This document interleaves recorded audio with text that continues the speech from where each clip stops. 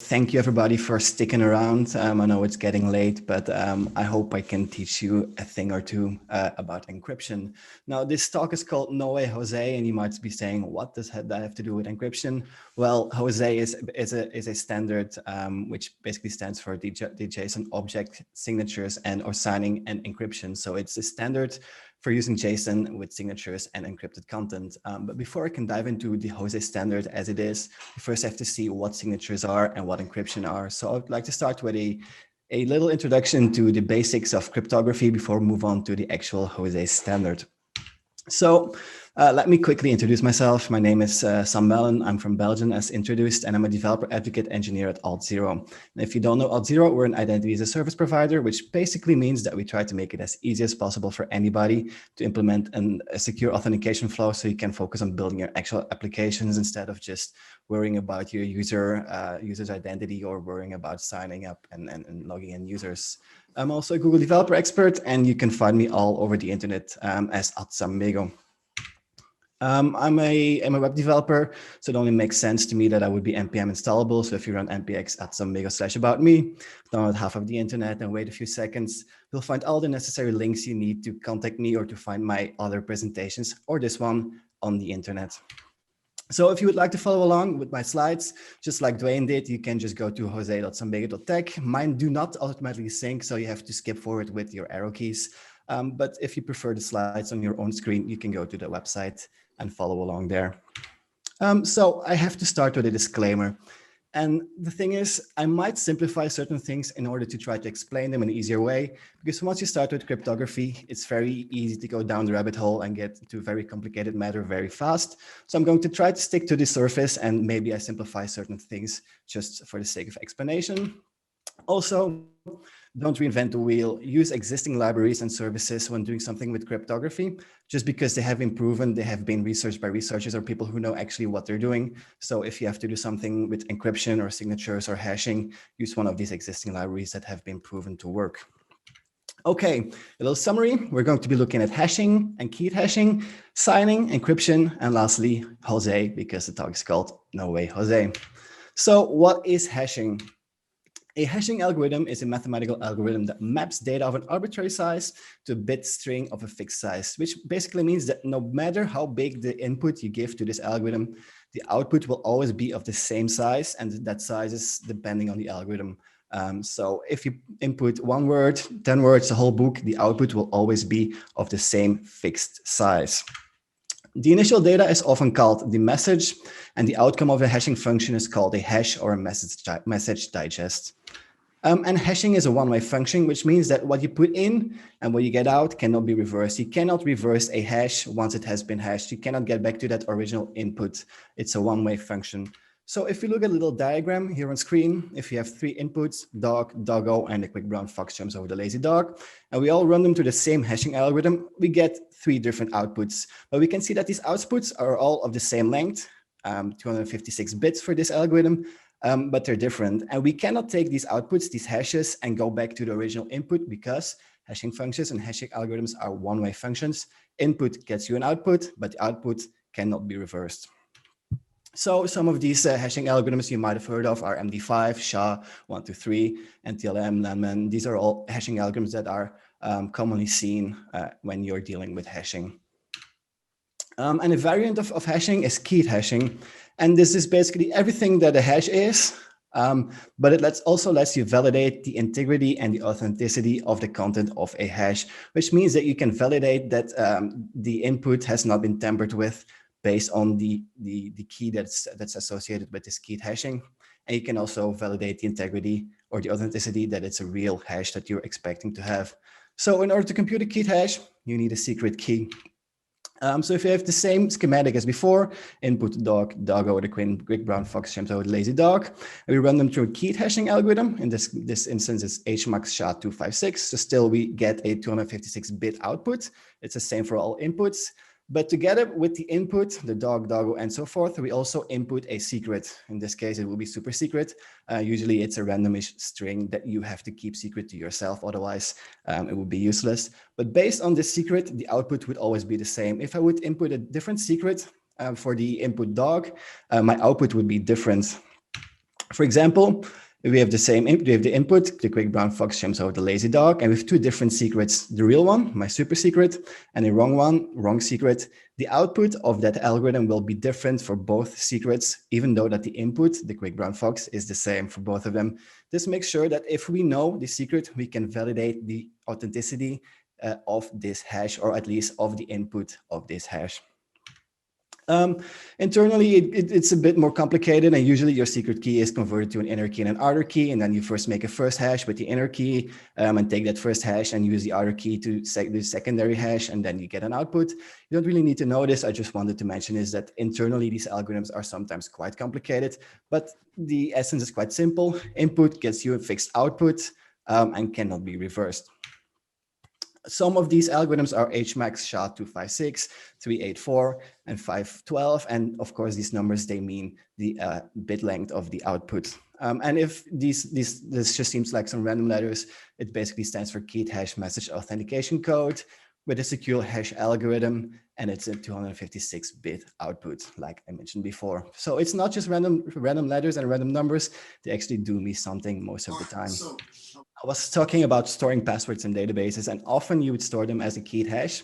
But before you store a password, usually they are salted. And what this means is that you basically add a random or randomish value before the actual password or the actual data you want to salt, just so that the hash output would always be different. So this has a benefit that similar passwords do not have the same hash. If, for example, me and Richard and Alex all happen to have the same password and we would store them as a hash, a regular keyed hash in our database, these hashes would all be the same. And even though I do not necessarily know Alex and Richard's password, because our hashes are the same, we can assume that it's the same password as me. So if we add some random data to all of our passwords before we hash it, the outputs will always be a bit different.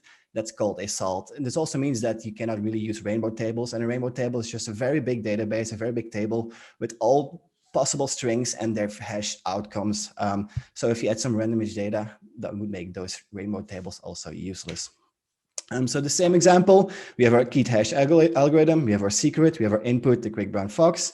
But together with that input, we also add some random salt, in this case, a random string, and we get our output. So that's usually done when you have to store key passwords or some other sensitive data. Okay, we've seen keyed hashes and regular hashes. On to signing. And digital signatures offer all properties of keyed hashes. So everything a keyed hash has is also true for a digital signature. Plus, they are cryptographic non-repudiable, or whatever you say. And they enjoy the principle of cryptographic non-repudiation. And it's a very fancy word. And if you look it up on Wikipedia, it means something like non-repudiation refers to a situation where a statement's author cannot successfully dispute its authorship or the validity of an associated contract. And that's still a lot of fancy words. So if we take a very simple example, we all know cash checks from back in the day when nobody had a credit card, but they had a checkbook in their pocket. And let's say in the 60s, you would buy a car, you would go to a car dealership, and you would pay your car with a check. Now, on that check, you would write your signature. And once the car dealership goes to the bank and says, hey, I got a check from Sam, can I please get some money in return of this check? And the bank would say, oh, but this Sam does not really have any money. Are you sure he signed it? The bank or the car dealership could be saying, I'm sure he signed it because his signature is on this check. No, a real signature is just a bit of ink on a piece of paper, so it's easy to forge. A digital signature is usually less easy to forge, but it still does the same thing. It can prove who created that signature. And that's what this non-repudiation means. It can prove who created the signature. So cryptographic non-repudiation enables other parties other than the signer to check the signature's validity. So I can share my signature with a lot of people and they all would be able to validate the signature validity based on a public key.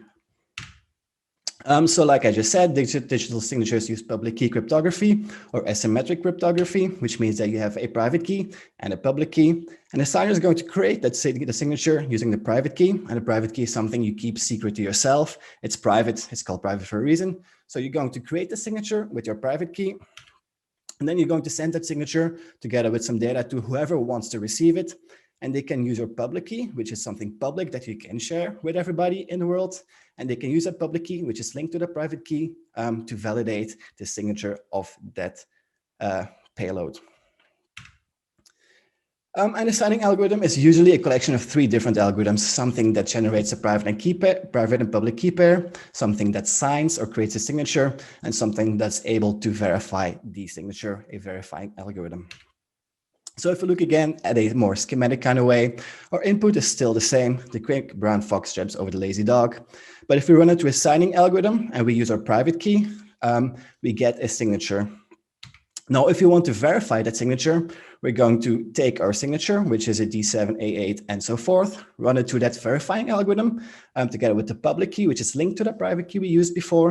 And we would get the output, the quick brown fox jumps over the lazy dog. Now, if we see that this output is the same as the output we expect, the quick brown fox, we know that the content match. So the signature is valid. The content has not been tampered with. Signatures usually are hashed before they are signed, just so you have a fixed outcome, because we've seen that hashes always have a fixed length of an outcome. Before we run it to the signing algorithm, we usually run it to a hashing algorithm, but the concept stays the same. You use your private key to create a signature, and you use the public key to verify the signature. But instead of directly comparing the input and the output, you're going to compare hashes, which is always going to be the same for the same input. So some signing algorithms, the most commonly used ones are RSA, elliptic curve, or sometimes EC, and Edwards curve octet key pairs, or OKP. And RSA keys, they are often used in the RS and the PS algorithms. They're very fast to compute because they're relatively easy. They're relatively simple. That also means that they're quite CPU friendly, and they have a very good support because they're quite easy to implement and they've been around for quite a while. Now, they do require longer keys with a minimum of 2056 bits to have a certain amount of security, which means that you also get longer signatures, 2056 bits in this case. While elliptic curves, ES, they have shorter keys for the same amount of strength than RSA, which means they have shorter signatures, but they're a bit more complex, so computing them and verifying them is going to take a little bit longer. And Edwards curve octet keys, they're a bit of best of both worlds. They have the best signing performance. They're quite secure, but they are relatively new. So not all libraries out there might support them, even though that support for the Edwards curve octet keys are picking up, and most libraries are implementing them or have implemented them already. Okay, hashing, keyed hashing, signatures. On to the last part of cryptography, encryption. And when encrypting data, we cannot only ensure its integrity and authenticity, like we did with keyed hashes and like we did with a signature. The data of something that is encrypted will also stay secret for outsiders, which means that only the party that created the encrypted data and the party that is intended to receive this encrypted data will be able to actually read the data. So you need either a private key, a secret key, or a password to read the data. This depends on the algorithm that you're using. The encrypted message is often called a cipher. So if you hear a cipher, it usually refers to the output of an encryption algorithm, the encrypted message itself. And there's a few different kinds of algorithms. There's symmetric ones and there's asymmetrical ones. Both have their use case. Let's start with the simplest one, symmetrical ones. Some example use cases are file systems, Wi-Fi, database encryption. Basically, all systems that deal with a big volume of data are often encrypted with a symmetrical one, just because they're faster to compute, they're simpler. And what is a symmetric algorithm? Some of the algorithms are listed here. It basically uses the same key, the shared secret, to do both encryption and decryption. This makes the math underneath these algorithms a bit more simple. That's why we use them for big pieces of data. So if you know the shared secret, you can create both the encrypted message and decrypt that encrypted message. Now, with asymmetrical encryption, that's not going to be the case. The sender is going to ask the receiver's public key, because a public key, like we saw with signatures, is something you can share with the world, and it's going to use that public key to create the encrypted message. Now, this might get a little bit confusing, because when you create a signature, you create that signature with the private key and you validate that with your public key. With an encryption, it's the other way around. You're going to ask for somebody's public key and use that public key to encrypt the message, so that that receiving party, that person that just shared his public key, can use their matching private key to encrypt or to decrypt your encrypted message. So when the receiver receives a cipher, decrypt the message, they're going to use the matching private key to decrypt that message. The same example, the quick brown fox. We're going to use the receiver's public key to encrypt. We get our encrypted message, and then the party that wants to decrypt it, that's the intended party, the intended receiver, can use their private key to decrypt the message and get back to the original input. Some forms of asymmetrical encryption are TLS, VPN, SSH. So things, if you're dealing with web development, you might have seen floating around. And some of the algorithms are RSA, ECDH, things like that. So, like I said before, symmetrical algorithms are faster than asymmetrical ones just because they use the same secret to both do encryption and decryption, but both have their use cases. Asymmetrical ones are usually a bit more secure. So what often is being done is you use an asymmetrical algorithm to encrypt your secret that you're then going to use with your symmetric algorithm to actually encrypt and decrypt the data. So let's look at a detailed example. RSA. RSA, it's an abbreviation of the people that actually created this algorithm, but I'm terrible with names, so I don't remember those names, but it doesn't mean something clever. It's just the people who created this algorithm. And the first thing we need to do with RSA or with any of these encryption or signature asymmetrical algorithms is generate a public key and a private key pair. Now, cryptography is usually based on some algorithms using very large prime numbers, and RSA is no exception. And when I talk about very large numbers, do I mean a million? Do I mean a billion? Well, no, I mean something that might look like this, where this is a million, this is a billion, and you see how many other digits are on screen. You often deal with numbers which are 150, 300 and more digits long. I don't even know the names of these kind of numbers, but they're very big prime numbers, which means that computing these things is very intensive, very difficult. Also, this also means that brute forcing these algorithms is very time consuming and very difficult, and that makes them so secure. So we had to create our private key and our public key first. So in RSA, it's done like this. First, your RSA algorithm or your key generating algorithm is going to create two very large prime numbers, random. Our first one is P, our second one is Q. I've used very small numbers in this example, 61 and 53. In essence, in reality, it's going to be very large numbers. But to have a better example, 61 and 53.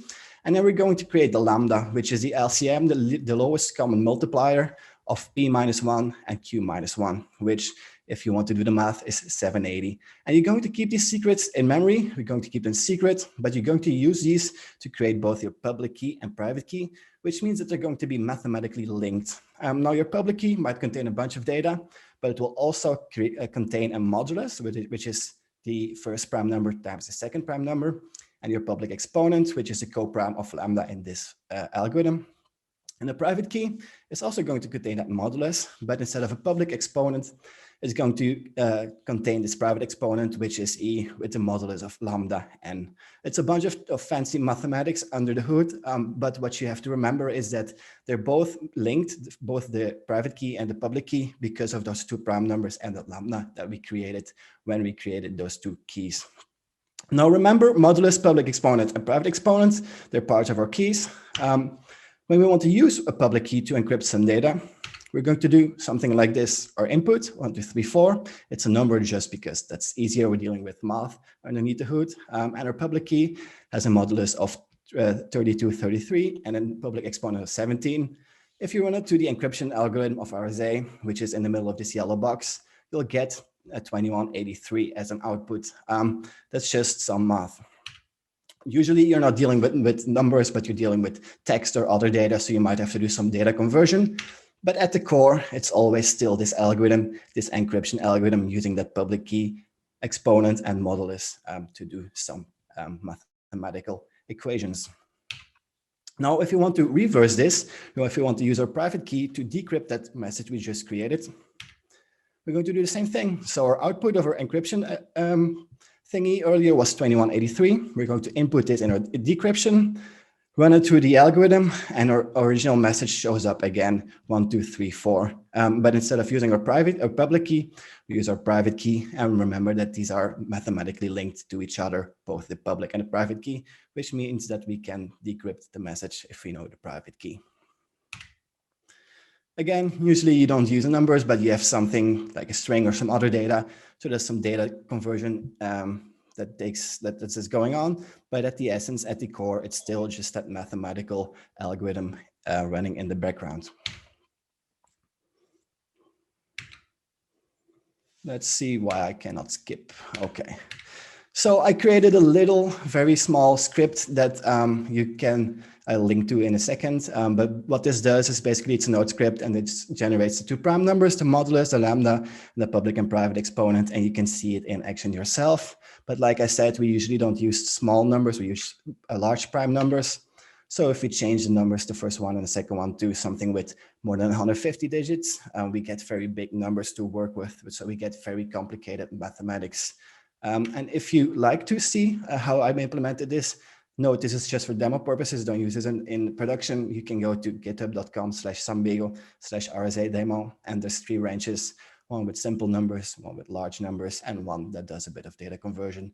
But you'll see that the basics of RSA can be written in 63 lines of code, where the most mathematical thing is going on. We get a coprime, we get a random prime, and then we do some mathematical equations.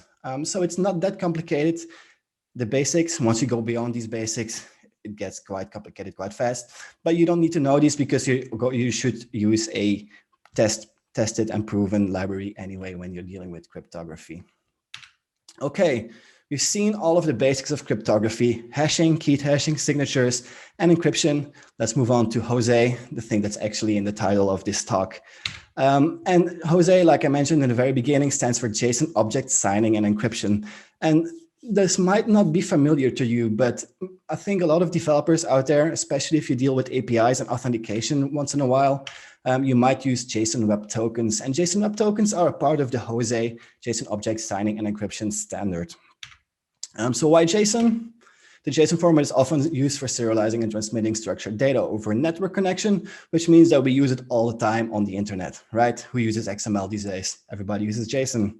And it also has excellent support in most programming languages, especially in JavaScript. So it's very commonly used all over the place.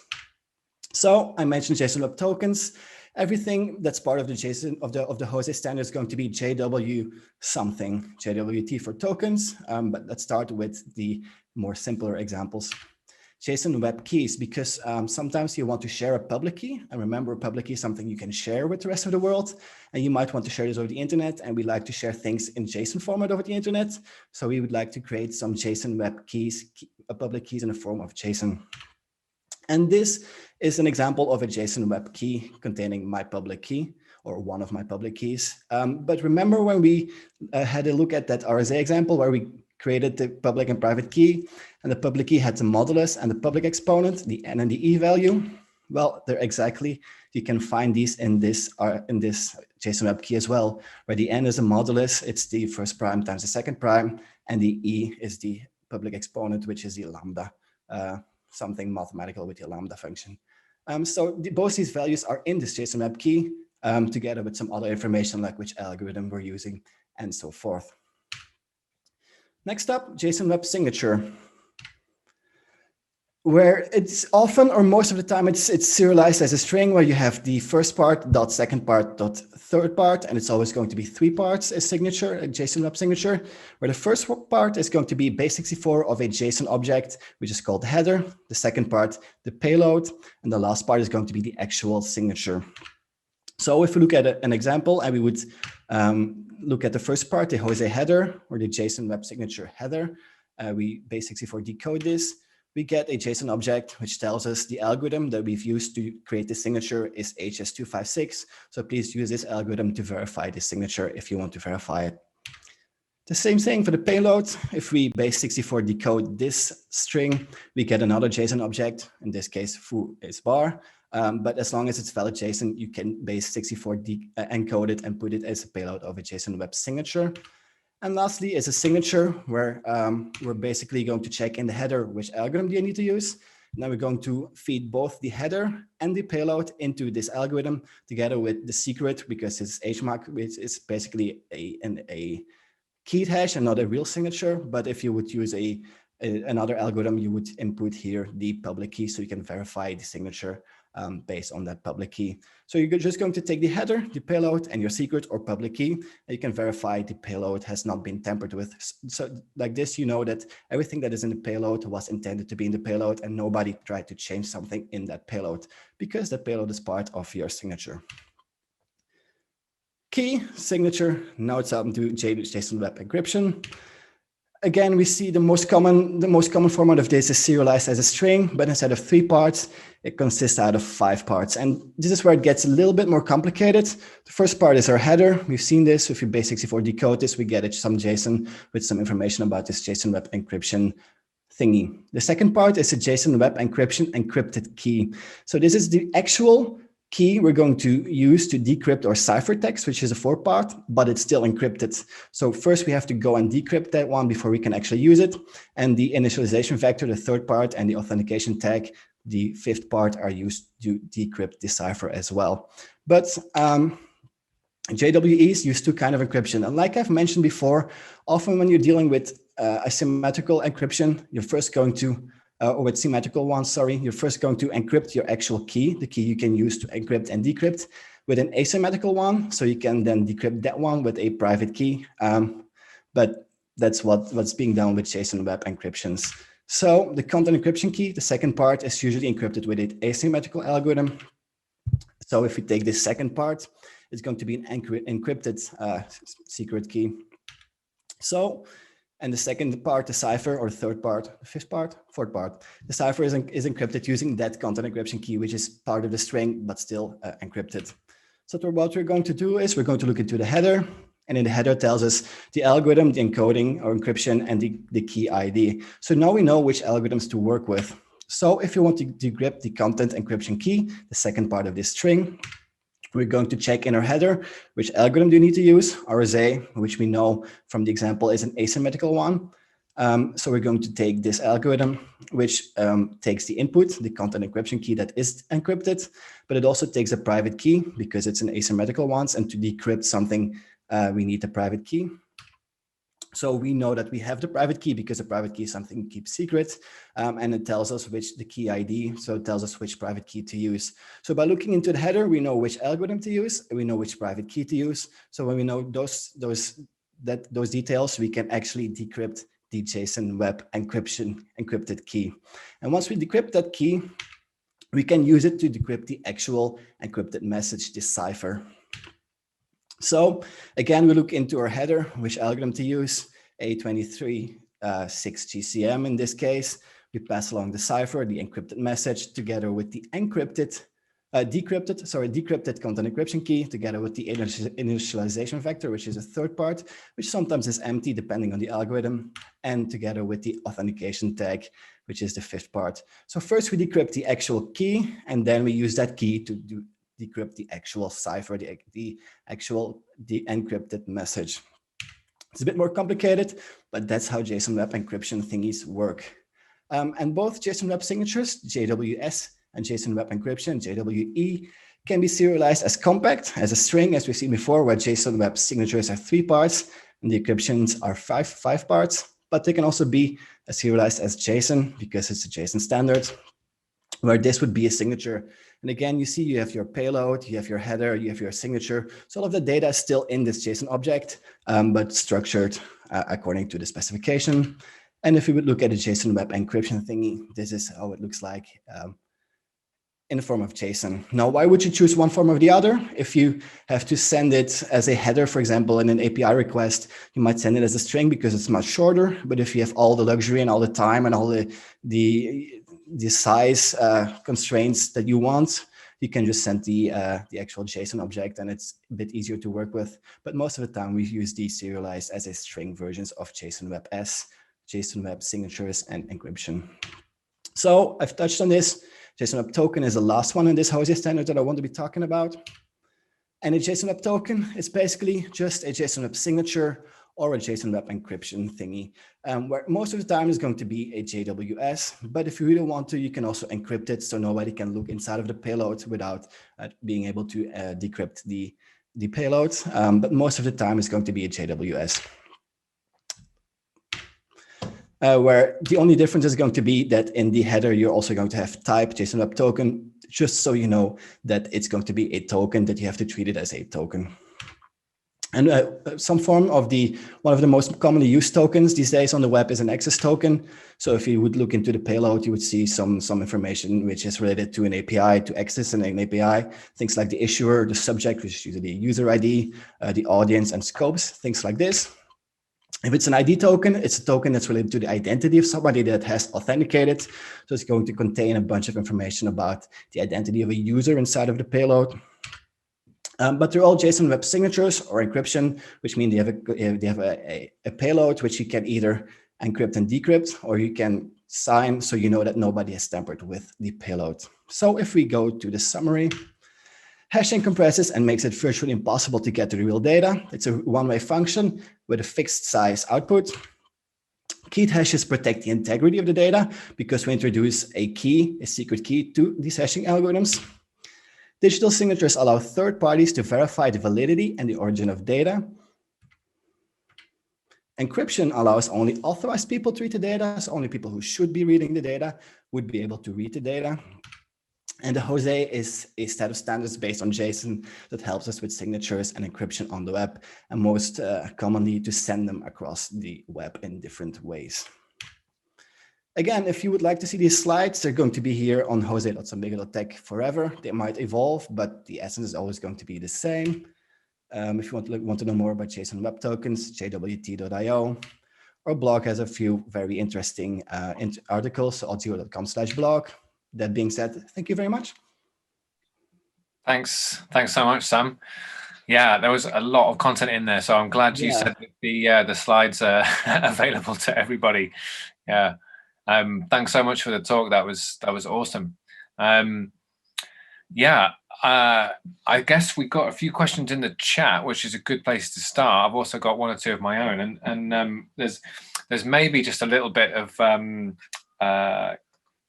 a kind of base level understanding of encryption and algorithms that a lot of people don't have. We take a lot of these things for granted. Mm-hmm. You mentioned TLS. Yeah. So what actually is TLS then? So it has a way of it has some way of encrypting data, which is really useful for us, right? Stops man-in-the-middle attacks, right? Mm. Stops people seeing our data as it flies around the internet. But does it use just one preferred algorithm? Does it use multiple?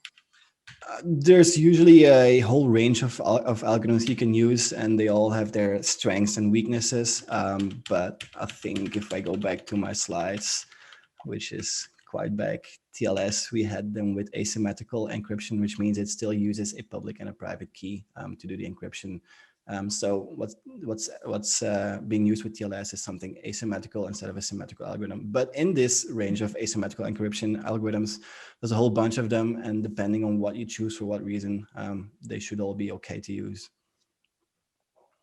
Right, awesome. Yeah, I'm definitely gonna pick over this. So I'm gonna call out a couple of questions people had. So one was about those very large numbers, those prime numbers you talked about. Yeah. So yeah, the question was from Sevtap. Do you want to ask it yourself? Yes, thank you. You first of all, great. You deciphered this complex topic really well. That was a goal. Thank you. So you mentioned that we are using really large prime numbers. Mm-hmm. Then I wondered, how can one produce such a prime number? Because the search will be like, we will need immense amount of time to find such a prime number. How does one find it? Well, there's also algorithms to do that. If you're a mathematician, that's something you might deal with on a regular basis. I am not. But if you look in this example that I showed, and maybe I can zoom in a little bit, we have this function getRandomPrime, which is one of the algorithms that you could use to generate large random prime numbers. So this function will always spit out a large random prime number, and you can also say how big it needs to be. So it's, I think, 10-ish lines of code, but it will do that for you. There's more efficient algorithms out there, which are a bit more complicated, but what you need to remember is that there's mathematical algorithms that will generate these large prime numbers for you.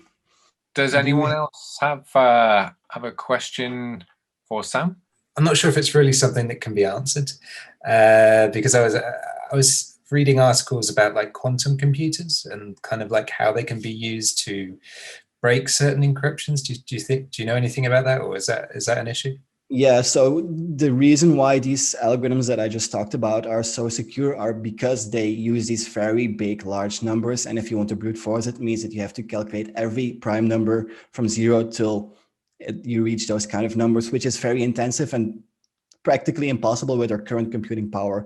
Now, if you take quantum computers, they're so much faster than our current computers. So they would be able to theoretically crack these large numbers or brute force these in a very fast time. So I get this question a lot. And currently there's no solution to this because we don't really have quantum computers yet. It's something they're working on, but I'm sure once we have quantum computers, there's also going to be people who are going to create quantum encryption and decryption algorithms. So it's going to use the same thing, but then even numbers that are even bigger, I guess. Does that make sense? No, that makes sense. Yeah. Cool. Cheers. I think Dwayne had a question as well, actually. Yeah, about A to B and B to A in the browser. That's, like he mentioned, it's encoding and decoding. That's base 64 encoding and decoding, which is still something else.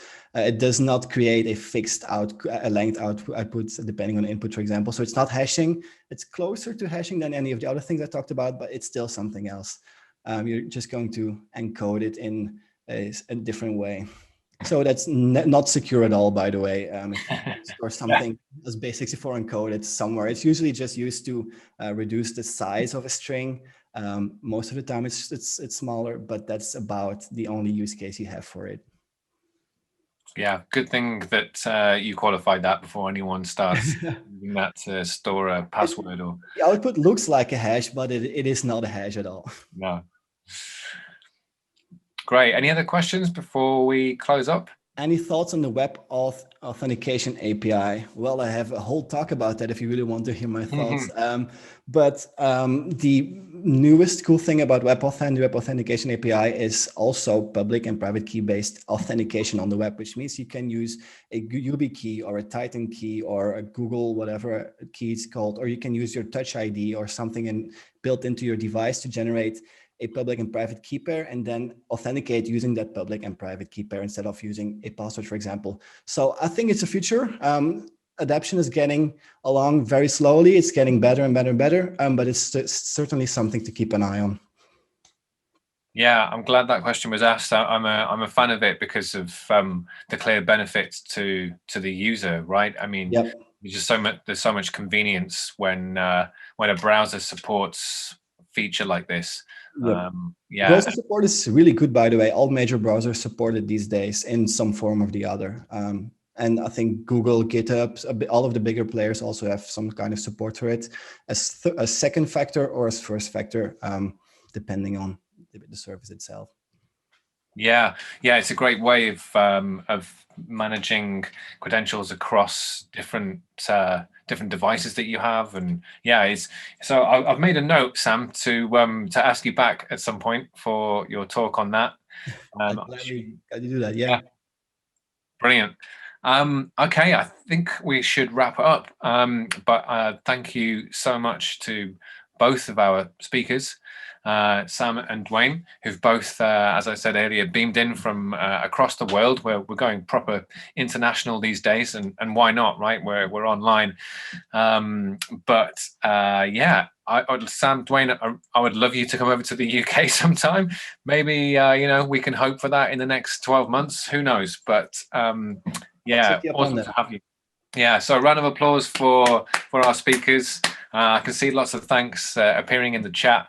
I guess a round of applause doesn't work that well online, but I know everyone really appreciates all the effort you put in. Both really insightful talks. Thank you so much. And thanks everyone for joining. I'll see you in February.